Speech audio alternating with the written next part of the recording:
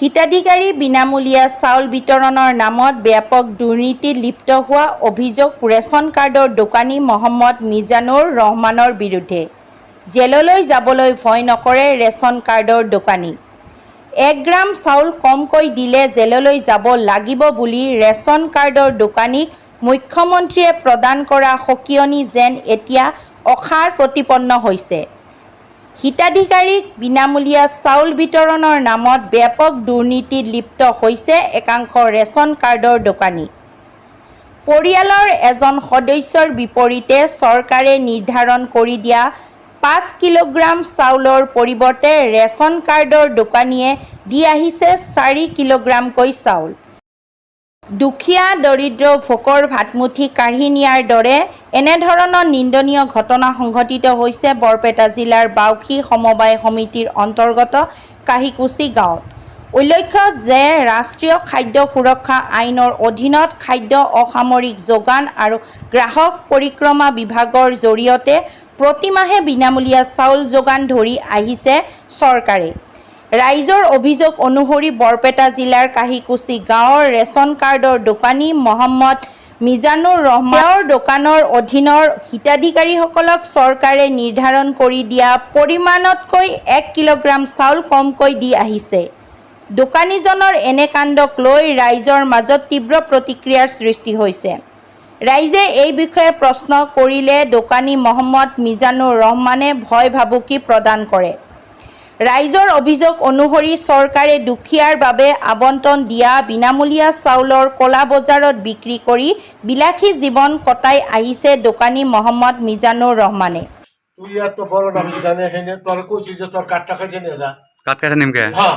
আমি অমন করে মাল কে 10 কেজি চাল দে 10 কেজি দিবা লাগে খরচটা তুই দিবি তুমি না করো তুমি বাদ দিও তুমি না করো আমি বাদ দিম কি রে সারা দোকান আমি বাদ দিম না তাহলে তোমার যদি পোষে না তোমার যদি চাল না দিয়া রো মোবাইল অফ কর কিছু মোবাইল অফ হইছে আর এই আগের দিন গেছে গাহন আচ্ছা 5 কেজি করে দেয় আগের দিন গেছে গাহন আপনার চাল কয় কেজি দেয় বুঝি তো মুশকিল কথা আমি কইলাম যে তুই এটা অফ কর অফ কর হইছে না দিন হইছে এই যে হলো কন্ট্রোল।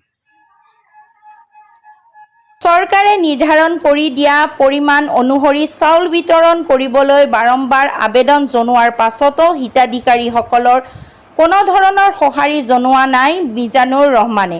ৰাইজ চৰকাৰ প্ৰশাসনলৈকে ভুৰুক্ষেপ নকৰে দোকানীজনে। অৱশেষত উপায়ন্তৰ হৈ কাহিকুচি গাঁৱৰ ৰাইজে সংবাদ মাধ্যমৰ কাষ চাপে আৰু ৰেচন কাৰ্ডৰ দোকানীজনৰ দুৰ্নীতি কেলেংকাৰীৰ তথ্য পোনপটীয়াকৈ অৱগত কৰে।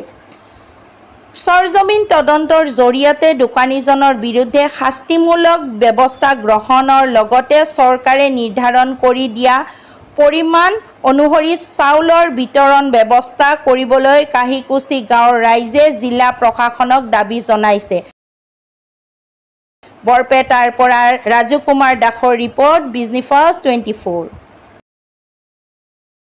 চাউল 16 কেজি 4 জনের হ্যাঁ কিমান 20 কেজি বলে ভাড়া কয় যে না 16 কেজি পাইন ইয়ে বনে দেয় সরকার তো বনে দেয় আমরা যা দেবো তাই শুনবো বই 20 কেজি লা হ্যাঁ 20 কেজি লেখছে বইতে খরচ দেয়নি আমরা 16 কেজি দেয় তাও 20 কেজি কথা কলে কাজে হ্যাঁ 20 কেজি দেয় না তো 16 কেজি দাও কেজি করে দেয় সরকার বলে কিন্তু শুনি নিউজ শুনি বলে ভাড়া কয় যে হ্যাঁ নিউজের মিছা কথা কয় আমরা তার কষি দেখা তাতে 16 কেজি দিছে 3 জনের চাল দিছে তারপরে কলম যে 4 জনের চাল 3 কেজি 3 জনের চাল দিন কে 5 কিলো দিয়া কথা 4 কিলো চাউল দি আছে লেখাটো 5 কিলো লেখা বই 5 কেজি লা 5 কেজি লেখা কিমান দিন ধরে এই একটু আগর পরে রেশন আছে বহুত নি আছে 1.5 মান 2 মান আছে নাকি আমি 1 কিলো কম দিয়া খরচ লাগে তার গাড়ি ভাড়া খরচ লাগে কত লাগে গাড়ি ভাড়া আনে দোকানে কিমান পয়সা হলে মানে চাউল 1 কেজি করে কম দিয়েছে আমার খরচ আছে আর নাম কাটি দেই আমার নাম কাটি দিয়ে আমার নাম হল কাহিকুচি